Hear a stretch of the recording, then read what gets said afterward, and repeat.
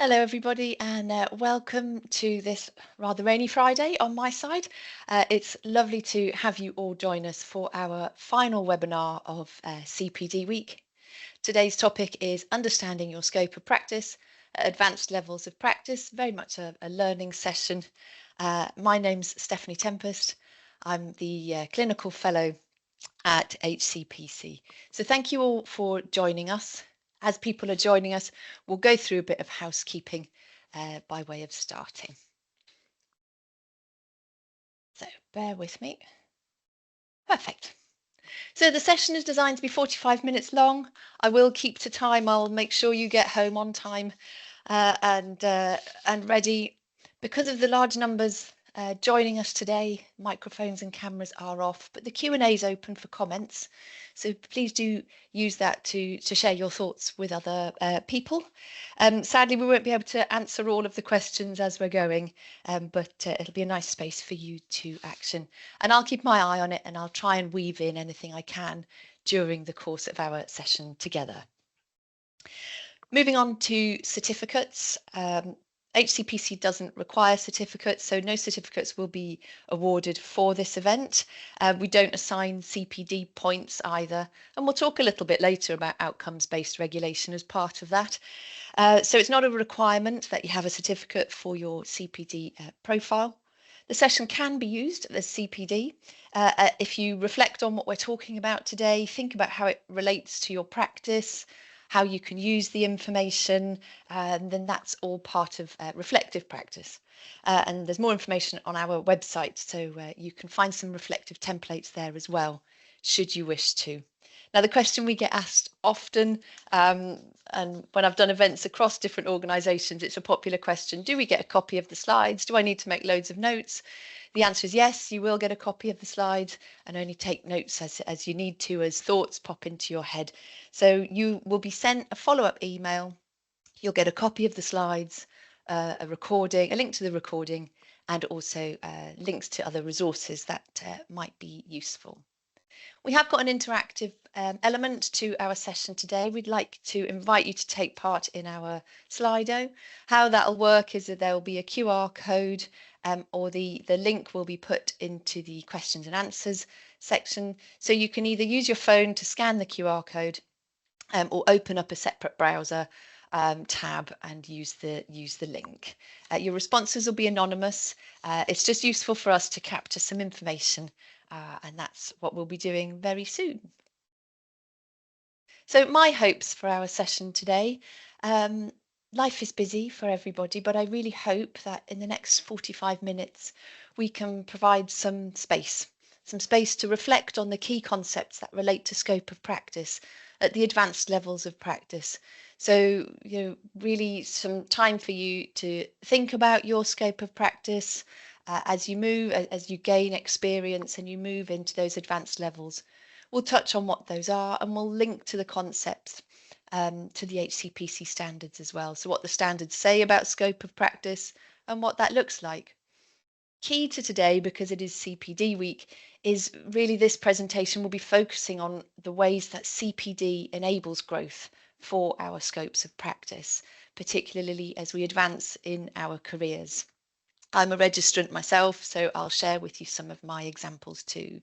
And also we'd like to signpost to selected resources so you can appropriately personalise your scope of practice. One size doesn't fit all. We'll be talking a little bit more about that and coming on to the fact that each person's individual scope of practice is in many ways unique to them.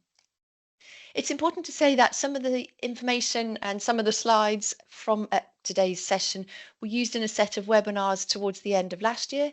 So if you joined us for those, you'll see some familiarity. However, what we've done is we've taken all the learning from those sessions and to understand where the particularly key points are, and we've woven those in today. So there may feel like there's some repetition, but we're focusing very much on CPD, and we've updated the content based on the conversations we had last year. We've also got some extra resources to share with you, which I'll come on to at the end.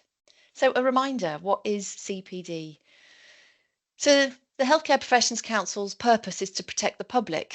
That's the role of the regulator, to safeguard the health and well-being of people using or needing the services of us as registrants. So the regulator's role is to ensure that we can practice safely and effectively. And to do so, we need to keep our knowledge and our skills up to date. And the way to do that is through continuing professional development. And that's what makes CPD unique to us. So it's specific to all of us in our roles and our scopes of practice. Like we said just earlier on when I said you got a copy of the slides but no certificate, the reason being is CPD from an HCPC perspective, and quite a number of other regulators as well, is based on the outcomes. So HCPC want to see the outcomes of our learning and how that's impacted the people we serve. It's not based on inputs. So it's not you need to do X amount of hours or get this number of certificates or that number of points. It's an outcome-based CPD model.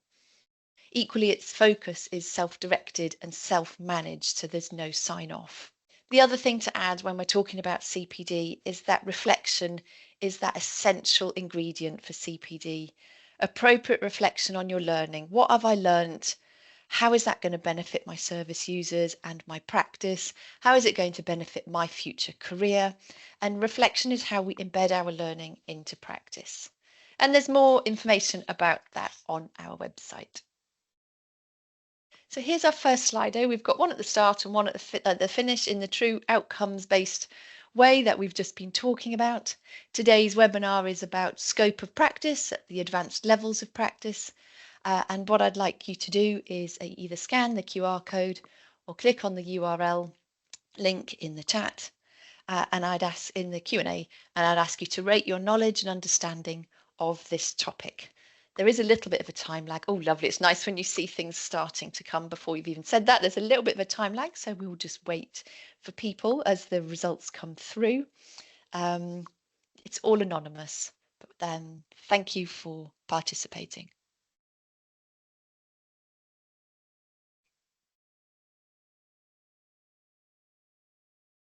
So we'll just give that a little bit of time to settle. So we're somewhere in the middle. It looks like about half of us are in the middle.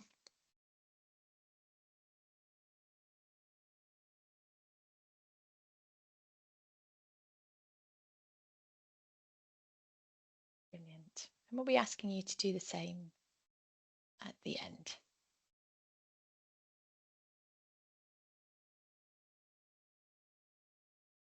Okay, thank you. We'll carry on capturing those as we move on. So what do we mean by scope of practice? So the standards of proficiency talk about our scope of practice is the area or areas of your profession in which you have the knowledge, skills and experience to practice lawfully, safely and effectively in a way that meets the standards and does not pose danger to the public or to yourself. Like I spoke about right at the very start, it's focused on outcomes. And regulation is based on the outcomes. So our scope of practice is what we do. So, and I know this bit can sometimes cause a bit of frustration, but it's important that our scope of practice focuses on the outcomes of what we do and not on the inputs. It isn't a list of processes. It isn't a list of tasks or activities. So this profession can do these things. This profession can do those things. It's very much focused on the outcomes. And you know, sometimes I know it would be easier and if there was a defined list of activities, but at the same time, imagine what life would be like for us all if it was a defined list of activities. There'd be no room to articulate the importance of our professional reasoning. There would be that risk that we would just be reduced to a list of tasks. And also a list of defined activities could stifle innovation and unnecessarily restrict our ability to optimize and grow our scope of practice to meet service user needs. If you think about your own profession, so I'm an occupational therapist, but if you think about your own profession for a moment and what the profession did at the point that you qualified and the things that it now does, you'll see how the profession's scope of practice has evolved, how new technologies have come in, how new ways of thinking have evolved with the evidence. And so our scope of practice needs to have some flexibility to manage all of that, the evolution of the professions as well as us as individuals.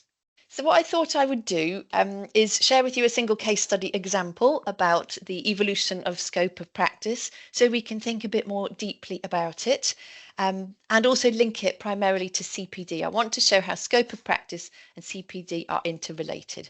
The case study is me, so I want to talk you through some of my areas of my individual and profession's scope of practice so far, linking it to CPD. And as I'm doing so, and please think about your own as we go. So I've been a registrant since 1997 when I qualified as an occupational therapist. I've been an HCPC registrant since it was founded in 2002, replacing the Council for Professions Supplementary to Medicine. So I hope I'm not the only one in the room who was one of the original CPSMs. My scope of practice, like a river, has taken many twists and turns. So I've chosen to gain different experiences in my career so far. So I started off working clinically. I chose to specialise in neurology and neurosciences, and I advanced in my career with additional master's level education. So I did an MSc in neurorehabilitation. So my CPD was focused very much within the specialty of the area I was practising. At the same time, I worked across the 4 pillars of practice in many roles, and we'll come on to those in a bit more detail later. But in short, it's clinical practice, education, leadership, and research.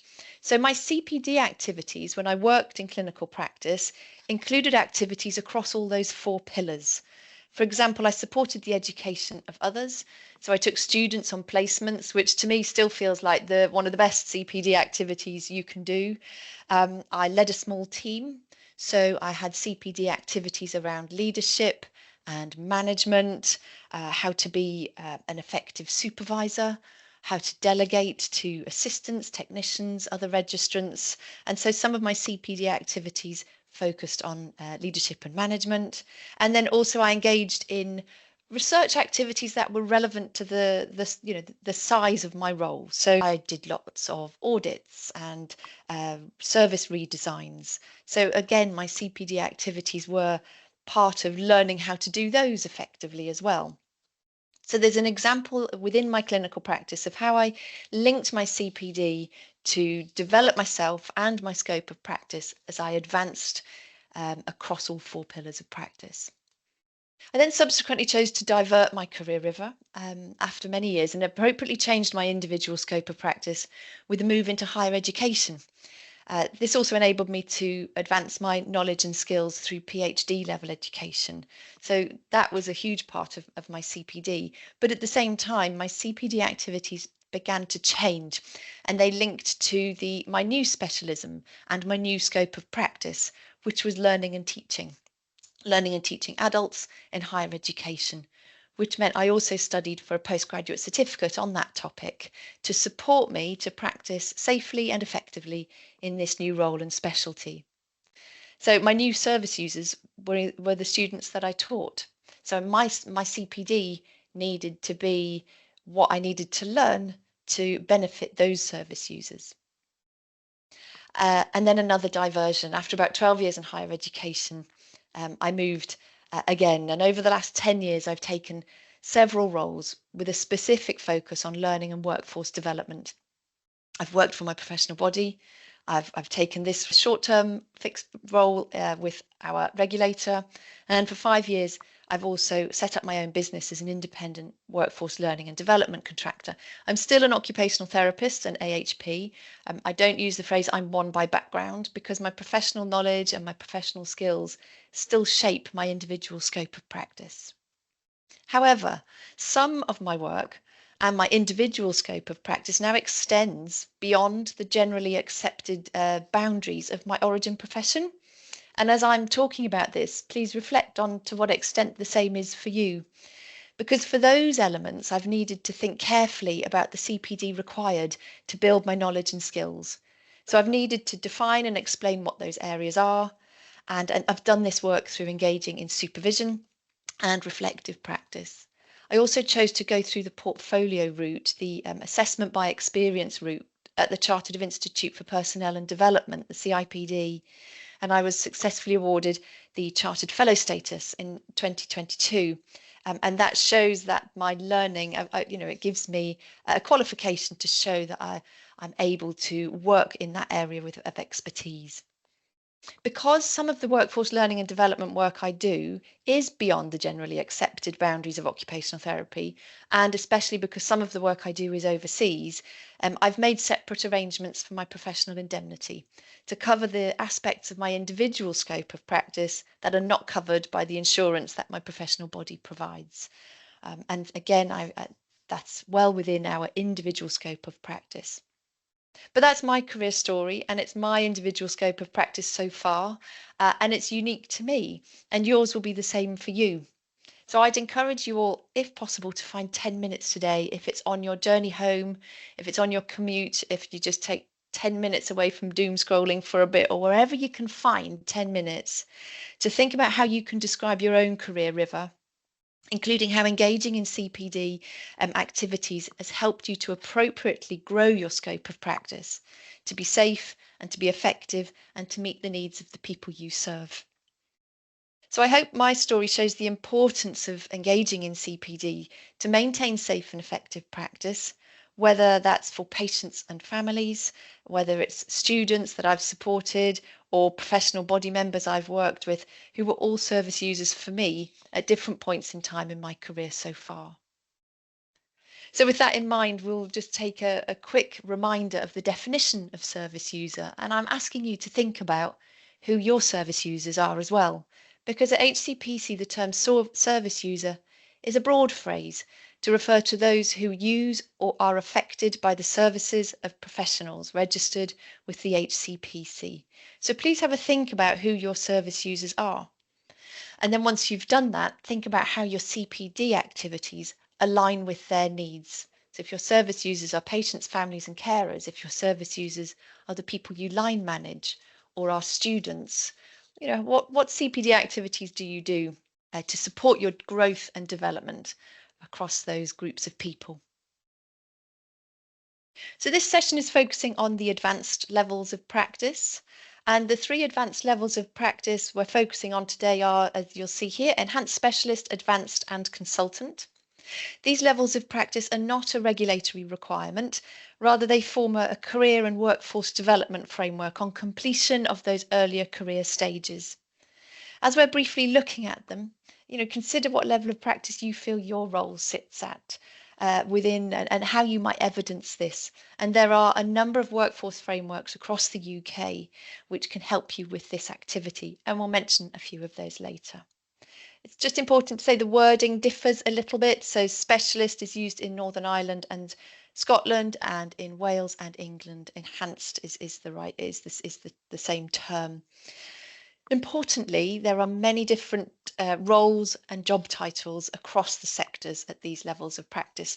Some remain within individual professions and some are in multi-professional roles. Also, the definitions of these workforce levels originate in the health part of the sector, so may feel a little bit unfamiliar if you work in different parts of the sector. However, they've started to be adopted in career development frameworks from professional bodies and so on, which are designed for across the sectors. So I'm sharing them with you to help you think about what level of practice you may be at, and then you can think about what CPD activities you might want to do. Let's go back to the standards. So the standards of conduct, performance and ethics require us as registrants to keep within our scope of practice. So you'll see the standards here say that you must only practice in the areas where you have the appropriate knowledge, skills and experience. You must undertake additional training to update your knowledge, skills and experience. And you must refer a service user to an appropriate practitioner if the care, treatment or other services they need are beyond your scope of practice. So the standards and scope of practice guidance are there to support you as you develop into more advanced levels of practice. Notice also how the standards talk about additional training, but do not mandate it must be a specific type, like a formal qualification. This will very much depend on your context and also depend on the size of the learning of the thing you need to learn. Again, the standards refer to the broader definition of service users, which means that some of your additional training and qualifications may be linked to those broader elements of learning. So it might be leadership and management qualifications or other things that you might require for your own individual role. To work within our scope of practice, we must take responsibility and accountability for our decisions and actions. There are also responsibilities for others, such as employers, but the standards are written for us. And this is what we were talking about, and hopefully my story spoke to you about the idea that scope of practice evolves with you. It's not set in stone, and this is what it looks like from the moment you qualify to the moment you retire. Scope of practice evolves with you, with all of us, and requires us to use our professional judgment.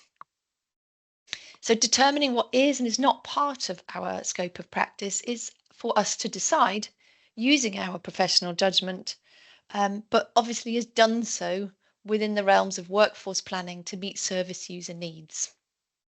So for me, this statement encapsulates the point about scope of practice functioning as a living and evolving concept.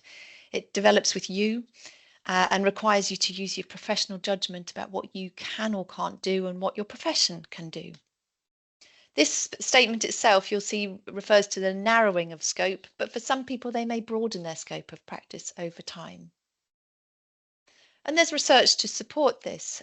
Downey's work is situated within the Australian context, but they have the link is there for you to consider, and this paper in particular is a particularly interesting read. I find the diagram in these diagrams helpful for a few reasons. First of all, it shows the two overlapping elements of scope of practice. You have your profession's scope of practice and your individual's scope of practice. So if you look at figure A, your profession's scope of practice may be much larger, but if you choose to specialize, your individual scope of practice may be an element within that. I certainly know when I worked in neurosciences, my individual scope of practice sat very much within that specialty, but I would have needed additional training and maybe qualifications if I'd wanted to work in a different specialty. So to me, it shows the interrelationship between the profession's scope and the individual's scope. Secondly, it also shows in that the second figure B, it shows you that sometimes how an individual scope of practice can appropriately extend beyond the profession's scope of practice, just like mine has. And in doing so, it needs to be done to meet service user needs, and you need to be able to explain and define what that looks like, and the qualifications and the experience you've got to be able to do that. And like I said, it's always done within organisational oversight for those people who are employed within organisations as part of workforce planning, and always to meet service user needs. So we just want to touch on the concept of the role of CPD to support scope optimization. You might hear the phrase scope optimization mentioned in broader contexts. If I'm honest, the first time I heard it, it didn't make much sense to me. It did feel like a bit of jargon. So we've put in an additional definition. To me, scope optimization is all about how do we make the best use of our time and knowledge and skills to benefit the people we serve within the context of our work while working within our scope of practice. So to put this within the context of workplaces, we should primarily seek to optimize our scope of practice to meet service user needs. And it's not just about us as individuals. If you're working in a management role, how can you optimize the scope of practice for your whole team? So everybody can make the best use of all of our time, knowledge and skills to benefit the people we serve. And that can include the support workforce and others who work within our teams. Returning to the 4 pillars of practice, there are probably many of you on the call who are familiar with these concepts, but I do find that the concept of the 4 pillars of practice is helpful as I think about my own CPD activities. And at the start, I shared with you my story where I can link my CPD to all 4 pillars of practice at various levels and at different times. So I'd just like to spend a few moments going through a few slides with some resources that may be helpful for you when you're thinking about what CPD should I do to grow my scope of practice. So these are the four pillars, the definitions: clinical practice, facilitating learning, leadership, service improvement, or evidence research and development. This slide shares the version from NHS Education Scotland. There is variation in the terminology. Some people speak to them as four pillars. Some of the professional bodies use the phrase four domains, and some of the wording changes a little bit sometimes as well. So, for example, the Royal College of Speech and Language Therapists use professional practice instead of clinical practice because a lot of their members work in the justice sector, in schools, in local authorities, and in places that don't necessarily feel or look like the clinical setting. But the concepts are pretty much the same. What you'll see in this diagram at the bottom is that the size of each pillar will depend on your role, driven by the needs of your service and the level of practice as shown here. So the four pillars can almost be used as a guide for your CPD when you're thinking about how you want to optimize your scope of practice to benefit the people you serve. The other thing to mention here is that the pillars will vary and they sometimes can go up and they can sometimes go down. So if I think about my own career, I haven't worked in clinical practice for a while. So that pillar would have been higher many years ago and now it would be lower. And if I was to move back into clinical practice, then I would need additional training, CPD and qualifications to ensure that my knowledge and skills was contemporary and up to date. The second resource focuses specifically on the advanced level of practice, that one that sits between enhanced and consultant. This resource is a statement on advanced practice applicable to all 4 UK countries, written by the Chief Allied Health Professions Officers. So it speaks to one level of practice for AHPs, but across all 4 countries. They collaborated on this to provide clarity on how advanced practice for AHPs is defined, regulated and governed. And in here you will see reference to the 4 pillars of practice. You'll see reference to additional post-registration master's level or equivalent. And you will see the definition of what it is. And CPD is so important to advance into this level of practice. And personally, I find this statement very helpful. I can see how it could be used in conversations with line managers, operational managers, strategic leaders, because there's a definition of this level of practice. If that's the level you want to work towards, then what CPD do you need to focus on to work towards that level? Here's another version of the pillars linked. I like this one because it's the pillars linked to the levels of practice. This is taken from the British Association of Arts Therapists, from their recently published career development framework. And that's something to look out for. Most professional bodies now have profession-specific frameworks, and they're designed for use across the UK and for all sectors and settings. And I've been involved in developing a few of these over the last 10 years and also helped to evaluate the impact of them in practice as well. And when we've done follow-up work with how people use these frameworks, people map themselves into the career development framework and then look at some of the things that they would like to do next, and that helps guide their CPD. So we know that people are using these frameworks, preferably with a trusted friend, a critical friend or colleague. It always seems to be the conversations that these frameworks start that are more beneficial than anything else. So that might be something if you want to think about doing, if you haven't done so already. Visit your professional body website, see what they have to help guide your thinking around the next things you would like to include in your CPD activities. In terms of professional judgment, if you have any queries about your scope of practice, you might want to work through these questions. And I like these questions because they're structured and they just shape what you might want to think about when you're thinking about appropriately expanding and growing your scope of practice. Do I have the skills and knowledge to carry out the activity safely and effectively? Can I complete training or receive other support such as supervision that will give me the skills and the knowledge needed to carry out the activity safely and effectively? Is the activity restricted by law? And if so, can I legally do it? So it's up to the government to decide, for example, which professions prescribe. Lobbying from professional bodies can influence this, although it is a long process to change. But we have to be aware of what we can or can't do with regards to independent prescribing. And finally, does my professional indemnity insurance cover this activity? You'll see here two pictures of resources from professional bodies. One's from the Society and College of Radiographers, who published a document on their scope of practice last year. And the other one is from the prosthetists and orthotists, so we're looking at an understanding of advanced practice. And recently from BAPO, I saw just a couple of weeks ago a new document talking about the scope of practice for the profession. So again, it's about looking at your professional body to also see what resources they produce. As you're working through these questions, if there's still questions to answer, the next thing we'll be thinking, well, who's the right person to help me? Who are the right people?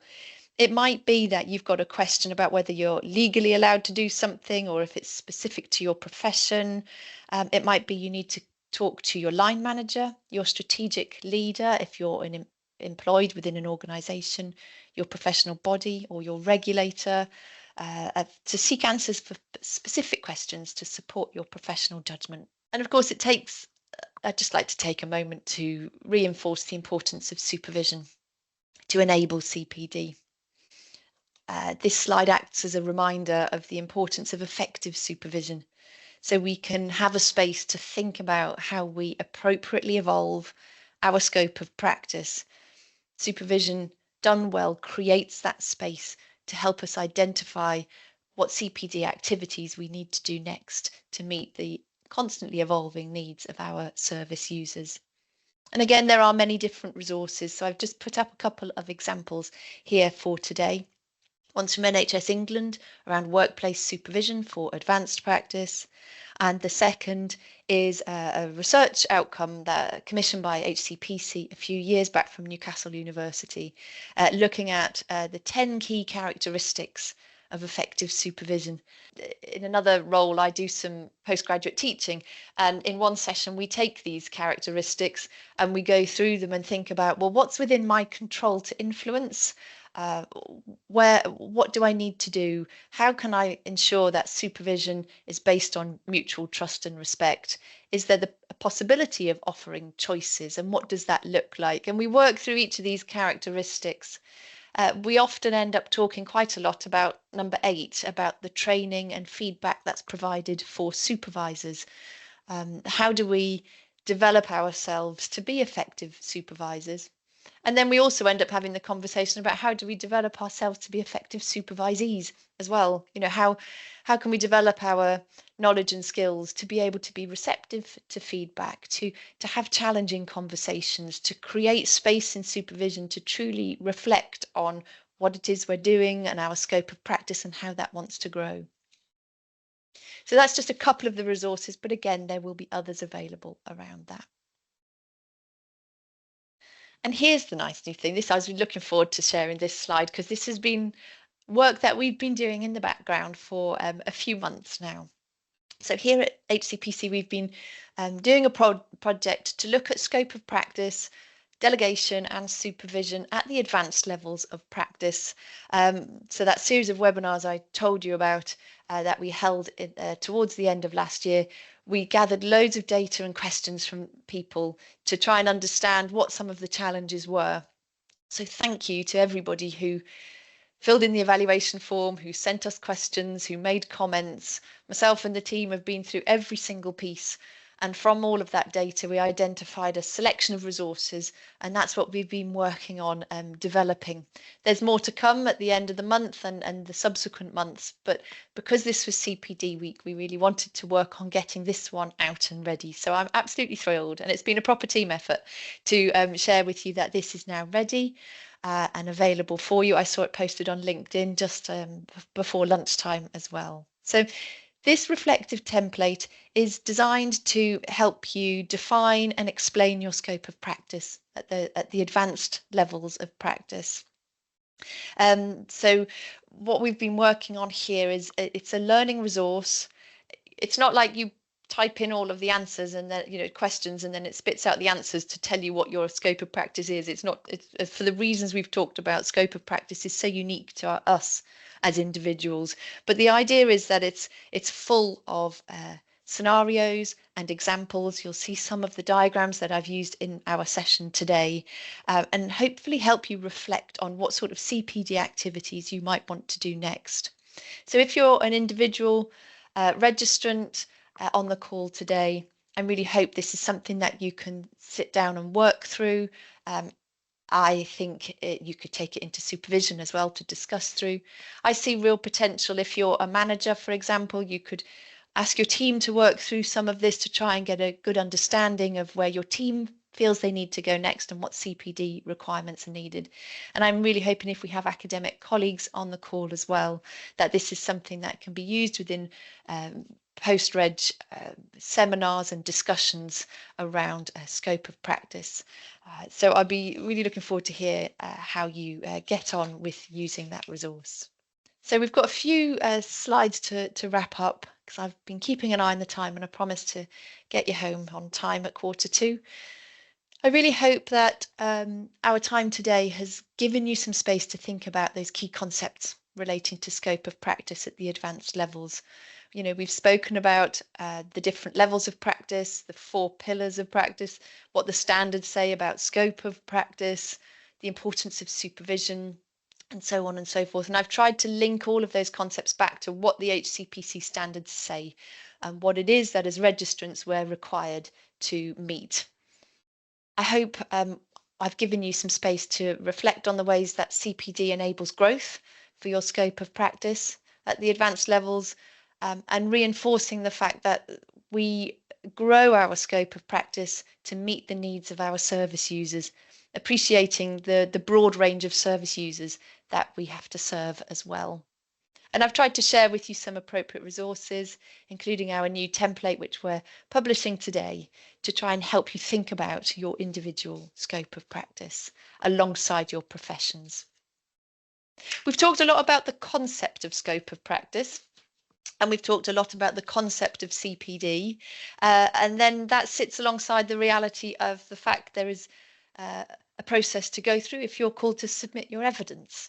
And on the HCPC website, there's also a number of resources to support you with that.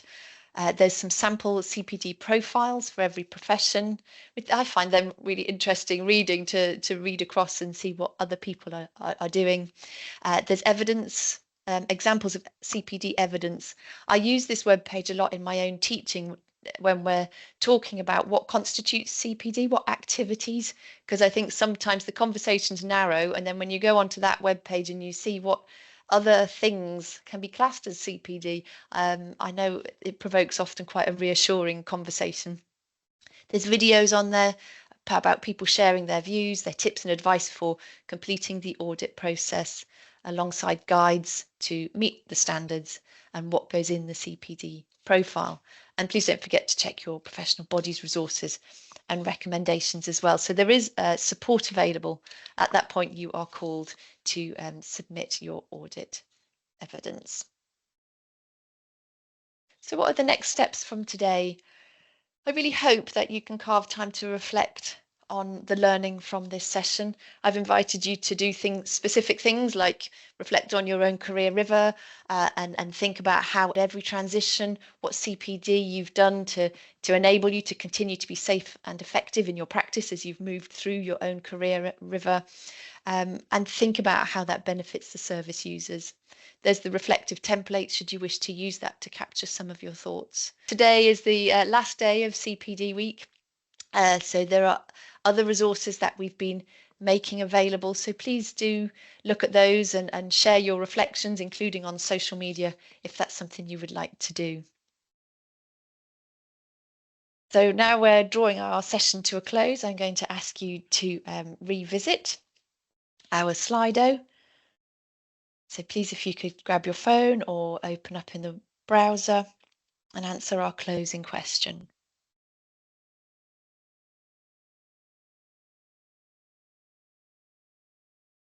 That makes me feel much better.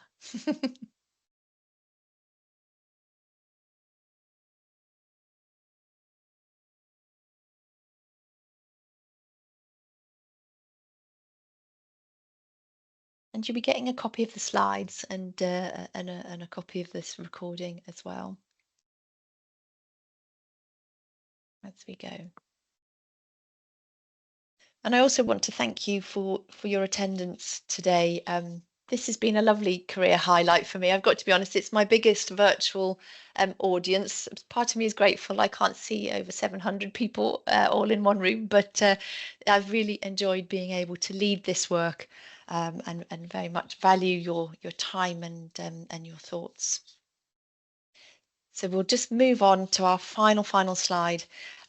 Like I said before, with the project that I've been working on, the evaluation information has been genuinely useful and has really helped shape how we've delivered the work. So I know you get asked to give feedback many times on lots of things, but we would genuinely be grateful if you were able to complete this short evaluation.